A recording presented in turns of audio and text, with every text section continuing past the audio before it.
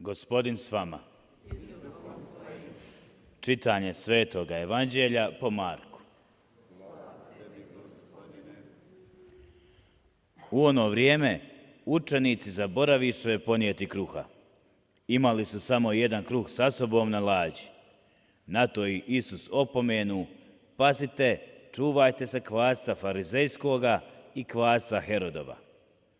Oni zamišljeni među sobom govorahu: kruha nemamo. Zamijetio to Isus pa im reče: zašto ste zamišljeni što kruha nemate?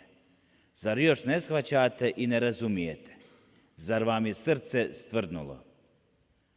Oči imate, a ne vidite, uši imate, a ne čujete. Zar se ne sjećate kad sam razlomio 5 kruhova na 5.000? Koliko ulomaka punih košara odnijeste? Kaže mu: 12. A kad razlomih 7 na 4.000, koliko ulomaka punih košara odnijeste? Odgovore mu: 7. A on će njima: i još ne razumijete. Riječ Gospodnja.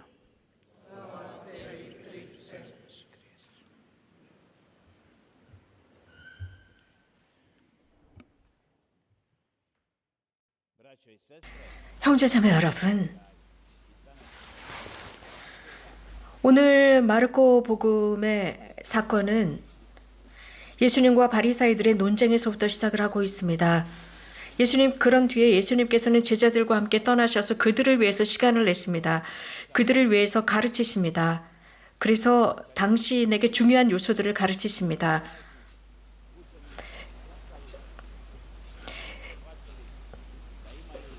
그리고 그들이 배에 타고 있을 때야 비로소 빵이 한 개밖에 없다는 것을 눈치채게 됩니다. 그러나 주님께서는 생명의 빵으로 충분하다. 그들에게는 그것으로 충분했습니다. 그들은 여전히 지상적인 것을 염려하고 있었습니다. 지상의 빵만을 생각하고 있었지 편안하게 생명의 빵, 침착하게 그 생명의 빵을 생각하지 못했습니다. 우리도 가끔은 그렇습니다. 자주 실수를 합니다. 우리가 없는 것을 보고 투덜거리고 불평합니다. 하나님께서 우리에게 모든 것을 주지 않으셨다고 불평합니다. 어떤 경우는 때때로 우리가 없는 것을 보고 비극적으로 생각을 합니다. 우리가 가지고 있는 것을 보지 못합니다.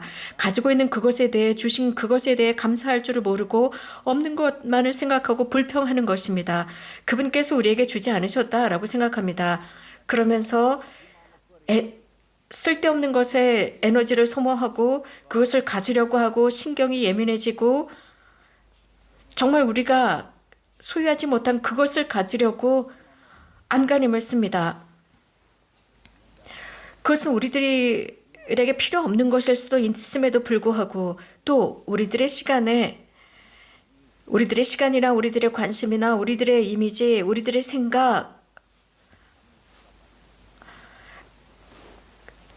그것으로만 가지려고 합니다. 그러나 그렇게 노력을 하지만 우리는 그것을 가질 수가 없는 것들이 있습니다. 그러나 감사하는 덕은 또 다른 덕을 향해 우리들을 열어놓습니다.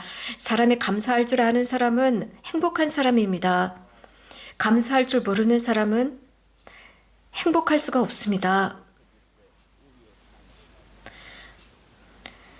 감사할 줄 아는 사람은 늘 무엇인가를 줄 것이 있습니다. 매우 감사하고 그 감사함을 기꺼이 인정하는 사람은 무엇인가 줄 게 있습니다. 우리들의 시간이나 우리들의 관심도 내어줄 수가 있지만 감사할 줄 모르는 사람 같은 경우는 감사할 줄 모르는 사람에게는 우리들의 물질이나 시간이나 관심조차도 주는 것이 아깝지 않습니까? 예수님께서는 배에 타셔서 제자들을 가르치십니다. 우리가 무엇인가 가지고 있을 때 그것을 알려줍니다. 나누어 줍니다. 예를 들어서 부정적인 어떤 습관, 악습이 하나 있습니다. 다른 사람에 관해서 나쁜 이야기를 합니다.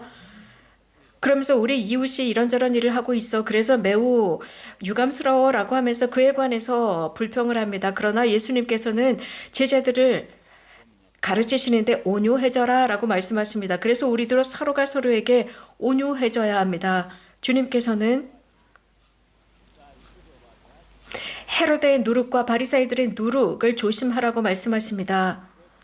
전통에 의하면 오랜 전통에 의하면 누룩이라고 하는 것은 무엇인가 부정적인 것이었습니다. 그래서 누룩이라고 하는 것은 무엇인가 나쁜 것으로 빠져드는 것을 의미하곤 했습니다. 그래서 그래서 어떤 교만이나 혹은 겸손하지 못한 모습이나 영적인 것이나 인텔리적이나 물질적인 것이나 사회적인 것으로 우리는 교만할 수 있습니다. 그런데 더 심각한 것은 누군가가 영적으로 대단히 거만하고 교만합니다. 이러한 거만함은 모든 죄의 원인이 됩니다. 그러면서 자기 자신만을 생각하면서 자기 자신은 남들에게 드러내고 으스대려고 하고 남들을 함부로 대하고 그들을 하대하기 시작합니다. 그러면서 내가 최고야 라고 생각하면서 바리사이가 한 말처럼, 성전에서 한 말처럼 하느님 감사합니다. 제가 저들 같지 않아서 감사합니다 라고 한 그런 상황이 됩니다. 그러나 예수님께서는 이 배에서 제자들을 가르치시는데 인내심을 잃지 않으십니다. 어쩌면 아이고 이들을 어떻게 가르치지 라고 실망하실 수도 있지만 예수님은 실망하지 않고 그들을 인내하십니다. 그들이 이해할 수 있을 만큼 그들을 가르치십니다. 그들에게 무리하게 무엇인가를 강요하시지 않습니다. 예수님 그들의 스승께서는 인내하면서 그들을 가르치십니다. 성경에서는 여러 가지 다양한 방법으로 우리에게 인내에 관해서 언급하고 있습니다. 그리고 정말 인내하라고 가르치고 있습니다. 예수님의 이 가라지 비유에 관해서도 모범을 보여주고 있습니다. 한 농부가 씨를 뿌렸습니다. 그리고 그 밀이 자라기를 기다립니다. 그런데 가라지도 함께 자라고 있었습니다. 바로 여기에 정말 중요한 것은 기다림입니다. 인내하는 것입니다. 제자들은 어쩌면 그 지역에서 어느 한 고을에서 예수님과 제자들을 받아들이지 않았을 때 제자들은 화를 냅니다. 그러면서 그 마을에 번개를 내려보내십시오 라고까지 합니다. 그러나 하나님께서는 모든 사람들을 인내하십니다. 기다리십니다. 모든 사람들의 회개를 기다리십니다.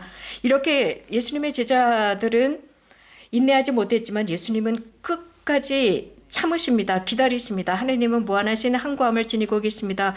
이 복음에서뿐만 아니라 다른 곳에서도 곳곳에서도 주님께서 얼마나 큰 인내심을 가지고 계시는지 보여주는 반면에 이 제자들이 얼마나 조바심을 가지고 있는지 보여주고 있습니다. 예수님께서는 같은 것을 반복하는데 지치지 않으셨습니다. 인내하셨습니다. 끈기 있게 인내하셨습니다. 그들의 위선적인 모습, 그들의 예수님과 대화를 나누었던 그 화자들, 그래서 예수님을 시험하려고 여러 가지 다양한 방법으로 걸려 넘어지게 하려는 그러한 모습들 앞에서도 예수님은 참아내십니다. 이런 면에 있어서 야고보서에서는 인내심에 관해서도 가르치고 있습니다. 예수님께서 오시기 전에, 예수님께서 재림하시기 전에 이 신자들이 어떻게 기다려야 하는지 보여주고 있습니다. 구약에서도 마찬가지입니다. 예언자들도 끊임없이 기다렸습니다. 메시아를 기다렸습니다. 초대 그리스도교 신자들도 기다렸습니다. 예수님께서 다시 오심을 기다렸습니다. 하지만 이러한 기다림이 바로 실현되지 않으니까 그들은 더욱 조바심나하기 시작합니다. 초조하고 불안해집니다. 그래서 어떤 누군가는 신앙을 잃어버렸을 수도 있습니다. 그렇기 때문에 이 서한에서는 인내하라고 초대하고 있습니다. 그렇다면 우리도 자문해 보아야 합니다. 정말 우리는 참을 줄 아는가, 인내할 줄 아는가입니다. 우리가 인내심을 너무나 쉽게 잃어버린다면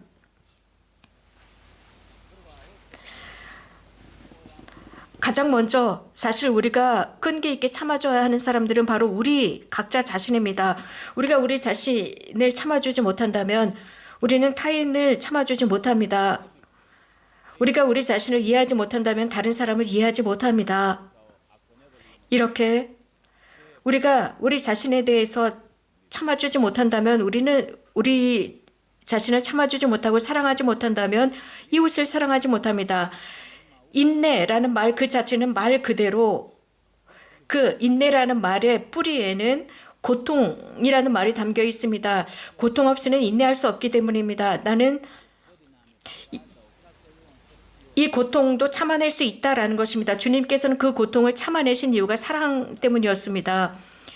그분의 삶의 관점에서 우리들의 인내심을 제대로 관찰해야 합니다. 고통이라고 하는 것, 그 고통을 참아낼 수 있습니다. 날마다 살아가면서 우리들의 인내심은 늘 이렇게 시험당하고 있습니다. 당연한 것입니다. 우리는 인내심을 가질 줄 알아야 합니다. 어떻게 인내할 수 있을까? 형제자매 여러분, 어쩌면 인내심을 주십사 기도부터 시작해야 합니다. 그래서 우리가 정말 얼마나 우리들의 삶을 제대로 정리하면서 지나치게 많은 여러 가지 과제를 가지려고 하거나 또 우리 자신에게 지나치게 많은 과제를 부여하게 된다면 우리 자신은 그것을 참아내지 못합니다. 무너지게 됩니다. 그리고 나서 얼마 되지 않아서 즉시 실망하고 아무것도 하지 못하게 될 것입니다. 그래서 천천히 해야 합니다. 또 용서할 줄 알아야 합니다. 가장 먼저 우리 자신을 용서하고 이웃을 용서하는 것입니다. 그리고 누구든지 우리에게 악을 행했던 사람들을 용서하는 것입니다. 우리가 인내하지 못한다면 우리 마음 안에는 분노가 들어차게 됩니다. 당연히 용서한다는 거 쉽지 않습니다. 가장 큰 것은 분노라는 것입니다. 그래서 분노가 마음에 자리하게 되면 용서하지 못하게 됩니다. 그렇기 때문에 용서해야 합니다. 가장 힘든 것을 용서했을 때 큰 기쁨이 옵니다.